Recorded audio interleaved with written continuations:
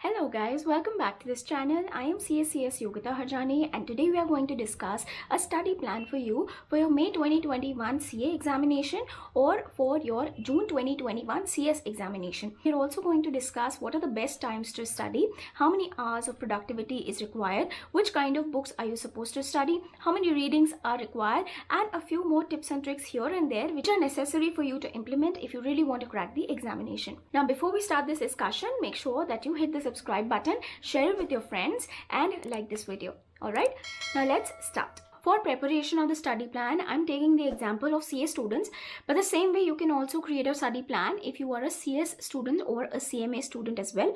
Now first of all, why do you even need to plan? Well, see, you have 2.5 months remaining. I'm talking from the point of view that today is 5th of March of 2021. Your exam is in either May end or it is in June. Now if you even start from now, you can definitely crack this examination if you're serious, if you focus, if you give your 100%, if you create a proper study plan, if you divide the time, if you set goals and you actually complete those goals, you can definitely crack the examination even now. However, if you do not have a study plan, then what ends up happening is that we study as per our moods, we study as per our temperaments. Some day we feel like studying, so we study good 8 to 10 hours. Some other days we do not feel like studying, so we just end up studying maybe 2 hours or 3 hours, or sometimes we don't even study at all. That the time is any which way is running by, right? So you will not realize it right now. Right now you might feel that you have a lot of time left, but what is going to end up happening is that maybe after 1 month or 2 months, you will realize that you have very little time available and the course is massive. It is going to be so gigantic that it will feel as if it's almost impossible to complete that whole course, and then you will do selective study. You might not complete revisions, you might not see past exam papers because the time is very limited, and then you will not be able to perform as good as you can perform if you plan your studies from now on itself and properly complete all of those targets from now on itself. So now that you have understood why you need a study plan, let's make you a study plan. So in order to prepare a study plan, you need 3 things. The first thing is you should have a goal. For planning, you should have a goal of what you want to achieve. The second thing is you should know how much time you have. And then the third thing is you have to divide the goal by the time. Accordingly, you will know how much time you have to complete that goal. Alright, now when I'm talking about the goal here, I don't mean passing the examination or getting an All India rank. That is something which everybody wants. When I say goal here, you have to set the standard of performance which you want to achieve in order to actually pass in the examination or get an All India rank, right? So what is the standard of performance you're aiming for? The basic standard of performance that everyone should be looking at is you have to complete 100% of syllabus. So 100% syllabus of each of the subject you have to complete, right? The second thing is you have to try to revise the entire course at least 3 times. Before the examination, we only get 1 day to revise the whole syllabus, and it is very hard to complete that huge fat 300 to 400 page book or that huge practical subject book also in only 1 day that you get before the examination. So in order to complete that whole course in 1 day, you should have the practice of doing that. The first time you read a syllabus, it is going to take longer time. Then after that, when you read it the second time, it is going to take slightly less time. The third time when you read it, it is going to take even lesser time. And then that way, just before the examination, when you get that 1 day, you will be able to complete the whole syllabus properly. The third goal is that we have to try to attempt 100% paper in the examination. You should have some sort of practice of attempting the paper. Now, in order to have a proper practice, you have to see past exam papers. At least the papers of the past 3 attempts and the last 2 revision test papers you have to properly check. You have to see what kind of questions come from the examination, right? You have to see the different types of case study based questions or how lengthy the questions come and what is the weightage of different types of questions. You should have the entire idea of what kind of questions are going to come in the examination. So whether you're giving 1 group or whether you're giving 2 groups, you have to decide this goal performance for you. That means how many subjects do you have, how many revisions are you going to complete in them, how many past exam papers and RTPs you have to finish. Once you have set that goal for you, then the second step in order to make a study plan is to see how much time do you have, right? So we are sitting here on the 5th of March. Accordingly, I'm going to calculate the time according to the May 2021 CA examination, which is going to start on the 21st of May. We have March and then we have April and then we have May also. So the total number of days right now it's going to be 75. Whenever you're watching this video, accordingly you can see how much time do you have exactly to complete all of this goal performance for you. Now the third step is that you have to divide your goal performance with the time that is available. Alright, so let's take an example to do that. So suppose you are giving one group. Okay, now one group has 4 subjects. So in 4 subjects you have decided you are going to do 3 revisions in this available time, and along with that you will also study past exam papers of 3 attempts and maybe 2 revision test papers, okay, of this attempt and of the last attempt. 5th March onwards till your May 21, you have roughly 75 days. So accordingly we can divide this goal by the time available. So roughly for every single subject you will have 18 days. Now in 18 days you have to complete 3 revisions, plus you also have to solve past exam papers. 7 to 8 days you can give for every single subject in the first reading. Okay, so that way roughly by 5th of April you'll be able to complete the first revision. The second revision is going to start maybe on the 6th of April. So you can give 5 days to each of the subjects plus 1 or 2 days for the revision test papers and past exam papers also. So roughly 6 days to each of the subject. So it is going to take you till the 30th of April to complete the second revision of 4 subjects, right? Then comes the turn for the third revision. Now from 1st May onwards till 20th May onwards you can complete your third revision, right? So accordingly you'll have 5 days to each of the subjects. In this, for 3 days you are going to actually revise the entire subject, and maybe for 1 or 2 days you can actually study the past exam papers and revision test papers all over again. So this is how you are going to complete your preparation if you're giving one group. Okay, now let's take one more example with respect to 2 groups. Then in that case you have 8 subjects, right? If you are starting your preparation now itself on maybe 5th of March or something, then in that case doing 8 subjects and planning to do 3 to 4 revisions is going to be slightly difficult. See, generally it is recommended that you at least read the entire subject for 3 to 4 times before you actually sit in the examination. But because the time is limited right now, you can also go for 2 revisions. With conceptual clarity, even if you go in the examination with 2 readings, you have high chances of passing, provided you have completed the whole course, you've prepared notes, you have done past exam papers, even though you have only revised the entire subject 2 times before examination, and just before the examination, the one day that you get, you have revised the entire syllabus all over again. With that you can definitely pass. However, if you think that 3 to 4 times you are going to read the syllabus 3 to 4 times, but you're simply brushing off the concept, you're not conceptually reading it nicely, you just want to complete it because you just want to feel like you have done 3 to 4 readings, then this kind of study is not really recommended. So with respect to 2 groups, let's assume that your plan is that you have to do 8 subjects and you have to revise them twice. Along with that you will also do 2 RTPs, which is revision test papers, and you will do the past exam papers, which is of 3 attempts. Okay, so let's say that is your goal performance that you're aiming in order to pass. Okay, after that, right now we have how many days left? We have roughly 75 days, which is 2.5 months remaining. So accordingly we have to divide the goal with the available time. You can probably spend 6 days for each of the subjects. That means you will roughly have 48 days to complete the first reading. So you should anyhow complete the first reading roughly by the 20th of April. Then after that, from the 21st of April onwards till the 20th of May, you will have 30 days. In those 30 days you have to revise the entire subject all over again, and then along with that you also have to do the revision test papers and the past exam papers.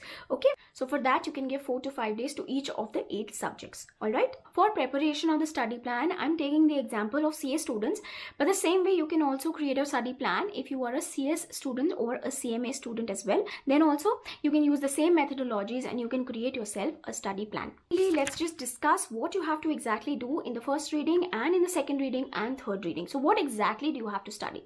So first let's talk about theoretical subject. In the first reading, you have to take a book. It can be a study module or it can be some reference book of a good author. Once you have taken that book, you have to read line by line everything that is stated in the book. You have to understand the different keywords which are used at different places, and you have to try to remember those keywords. Apart from the keywords, don't try to make an attempt to remember all the other concepts, okay? Because as you're going to revise, automatically those things are going to get registered in your mind. However, at this stage in the first reading, your priority is conceptual clarity. You have to understand what is the practical applicability of the different concepts which are stated. Make sure that you always select one book and you don't jump from one book to another book. All right, so when we study from one book, subconsciously we remember the font, we remember the concepts, where they're placed, which page they're placed, how they're placed, right? If you jump to another book, then the other book might have different kind of presentation, different kind of font, so it is difficult to read the same concepts from another book. It takes longer time. Just select one good book and then stick with that one book with the first reading, second reading, third reading till the end of your examination. For the first reading, if you have sufficient time, then make sure that you also make the shorthand notes of these theoretical concepts. Now, how do you create these notes? I've already uploaded a video with respect to that. I'll put the link of that video here in the I button. You can check it out after watching this video. The shorthand notes will be useful to revise these concepts just before the examination in the one day that you have. So that is the first reading with respect to theoretical subject. Now let's talk about the second reading or the third reading of the theoretical subjects. Now here what you have to do, if you have prepared shorthand notes, then please revise all of those shorthand notes plus the main book from which you are doing the first reading. See, in the first reading you must have underlined certain concepts. In the second reading you have to go through all of those concepts all over again, right? Along with that, in the second reading, please make sure that you do any amendments which are applicable with respect to you in those theoretical subjects. Along with that, you also have to do past exam papers and revision test papers at this time in the second reading. Alright, now let's discuss what you have to do in the first reading and the second reading for practical subjects.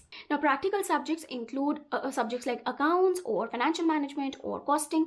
So you have to focus that in the first reading, you solve all the questions with hand in some rough notebook. Now I'm not saying use the best possible presentation, not at all. Draw rough lines and have a calculator on the side, and in rough manner you have to solve all of those practical questions relating to all the practical topics. Some of the questions are very easy, they are simple, you can easily handle them. Some are questions which are tricky, they are difficult. Sometimes in the same question there are certain points which are kind of tricky. You have to keep marking those points or those difficult questions so that later on, even if you don't do the other questions, at least these important questions you properly see again in the second reading or the third reading or just before the examination.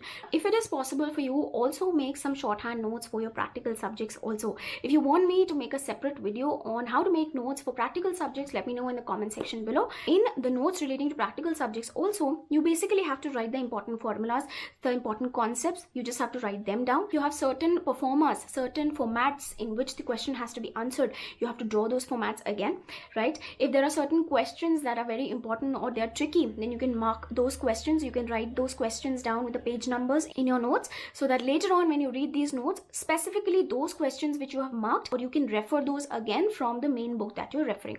Now, revision 2 or revision 3 of practical subjects, what do you have to cover there? You have to solve the important questions that you have highlighted. You have to solve the tricky points in different questions which you have highlighted. If you have made any notes, you have to refer those notes. Plus, apart from that, you have to solve 2 or 3 past exam papers and you have to do last 2 revision test papers also. Now, let's discuss some more important points relating to your preparation.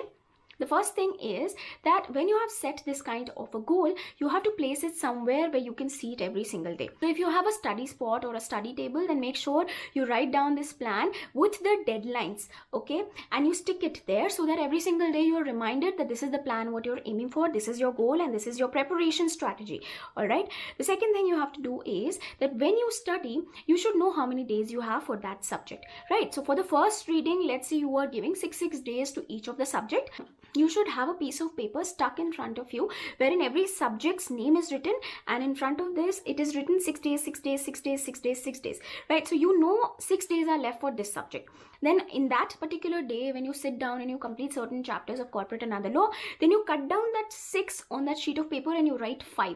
Right? That way in your mind you will remember that you only have 5 days remaining to complete the rest of your subject, right? So that way you will keep yourself on track and you will try to do as much as possible in that one day in order to make sure that you complete the entire syllabus in the time that you have allotted. The next thing is that you have to set daily goals. Now what do I mean? See, let's say you have 6 days to complete corporate and other laws, right? Now corporate and other laws consist of 16 chapters. So basically you have to complete 16 chapters in 6 days. So that way you have to divide 16 chapters by 6 days. So that way you will exactly know how many chapters minimum you have to complete in one day in order to make sure that you complete this entire subject in 6 days, right? So every single day before you start studying, you should know exactly what is the target for that day. And in order to find out that daily goal, you have to divide your total subject with the number of days that you have. Next very important thing is that when you actually execute this plan, try to execute it keeping some buffer days. What do I mean? So generally what happens is that we set out to complete the entire syllabus in maybe 6 days or 7 days, but then sometimes there's some emergency, sometimes we are not well, sometimes something or the other happens, life happens, and then instead of completing that entire subject in 6 days, it gets extended to 8 days, 9 days, and that way we cut out some days from the other subjects, okay, that other subjects also get extended, and so on and so forth. Our plan is not executed well enough, right? So in order to make sure that we execute our plan as we have designed it, we should ensure that we at least keep 1 day buffer. right? So if you are planning to complete a subject, let's say in 7 days, then try to plan daily goals by considering that you only have 6 days, right? Keep that 1 day buffer. Don't think that it exists. Try to complete the course at least 1 day prior to your planned deadline. The next crucial tip in executing this study plan is that make sure that you complete the subject in the allotted time itself. Don't extend it. Okay, so if you have decided in 6 days you have to complete a subject, then anyhow just complete the subject in 6 days. If after 6 days, let's say you have 1 chapter left, then please leave that subject and just jump to the revision or the studying of the next subject, and then try to complete it faster so that somehow you can manage to complete those leftover chapters also. If you have allotted 6 days for a subject, then anyhow you have to complete the subject in 6 days. Otherwise, what is going to happen is that if you complete it in 7 days or 8 days, then those 2-3 days will be cut off from another subject, and that another subject itself requires a lot of time, right? So for that subject already there are like 6 days that you have allotted.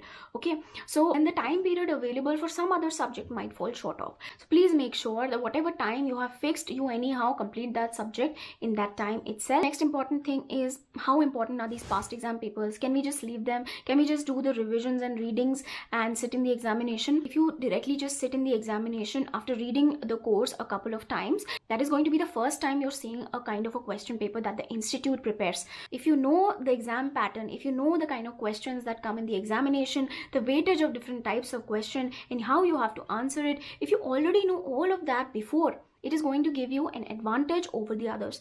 That is the main reason why you have to solve past exam papers. If you have already completed the topic and then you see the past exam paper, you will suddenly realize how nicely you have actually completed the topic, whether you're even able to remember all of those concepts properly or not. Right? You understand where you are weak, whether you need another revision or not, whether you're blacking out or not, how well are you able to retain all of those things, whether you feel confident about the subject or not. You better have that kind of an experience already, way before the actual examination. The next important question is whether you should study only one subject for a stretched amount of 6 to 7 days, or whether you should combine more than one subjects together because of the boredom and all. It is true that if you continue to keep doing the same subject over and over and over again for a long period of time, it can get boring. Your mind will get saturated by reading the same kind of stuff again and again. Now this happens with practical also. It also happens with theoretical subject. Now, in order to maintain the productivity of your performance, I would suggest that you shuffle the subjects. Now, what do I mean? See, for 2 to 3 days, you can study one subject. Then after that, for 2 to 3 days, you can study another subject. Maybe you can run practical subject and theoretical subject together. Now, some of the students, they also prefer taking 2 subjects in one day. Well, of course, you can do that. Make sure that you give enough time to both of these subjects. Make sure that you complete the topics that you have started in that day in each of these subjects. Right? Don't leave half topics anywhere in between. Maximum number of subjects that you should do in one day should be 2. Why? Every single subject you have to have a separate, different mindset. Right? So if you have too many subjects that you have to complete in one single day, then you have to adapt your mind to all these different types of subjects again and again and again. The next question is, how many hours do we have to study every single day? It is expected that you at least study 10 hours a day on a consistent basis. Now, of course, we are not machines. So some days it can be 8 hours, some days it can be 11 hours, 12 hours. But on a consistent basis, you should try and study that many hours. See, I'm saying you have to study 10 hours, but they have to be effective 10 hours. That means when you're studying, it means you should only and only be studying. Your mind should be fully focused in the subject that you're studying. You should not be thinking about certain other things like the social media or your friends or your family. You know, your focus should be 100% in the subject that you are studying. Okay. Plus, you should not have distractions with you. For example, you should not have phone anywhere near you, right? Keep the phone away or switch it off when you're studying. All right, guys. So those were all the different questions which I thought you might be having, and so I answered those. If you have any more questions relating to your preparation, you can write them down under the comment section. I would love to read them and I would love to reply to them. I would love to heart them. Now, if you haven't subscribed yet, make sure that you subscribe to this channel and like this video. And I'm going to see you again in another video. This was a fun video. I hope you learned from it and I hope it helped you. And I'm going to see you again in another video. So meanwhile, bye bye and all the very best.